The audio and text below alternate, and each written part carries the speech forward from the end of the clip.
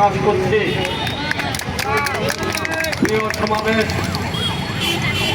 এখানে যারা আছেন তারা আমাদের দেশ এবং জাতির বোঝা হতে পারে না, তারা আমাদের রাষ্ট্রীয় সম্পদ। এই সম্পদকে দ্রুততম সময়ের মধ্যে রাষ্ট্রযন্ত্রে যারা দায়িত্বে আছেন, রাষ্ট্র পরিচালনার দায়িত্বে আছেন, ইন্টারিম গভর্নমেন্ট, আশা করব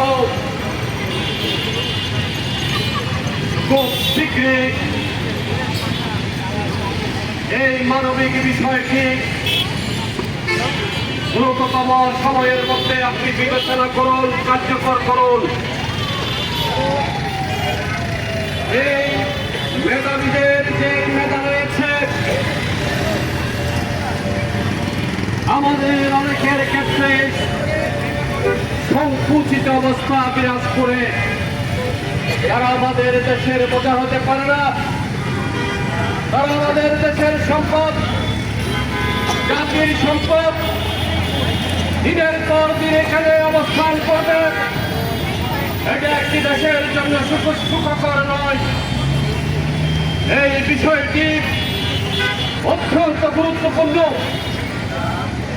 জাতীয়ভাবে গুরুত্বপূর্ণ। বাংলাদেশের মর্যাদা, সম্মান, ইজ্জতকে রক্ষা করবার জন্য এই সম্পদকে জাতীয়ভাবে আপনি কাজে লাগান।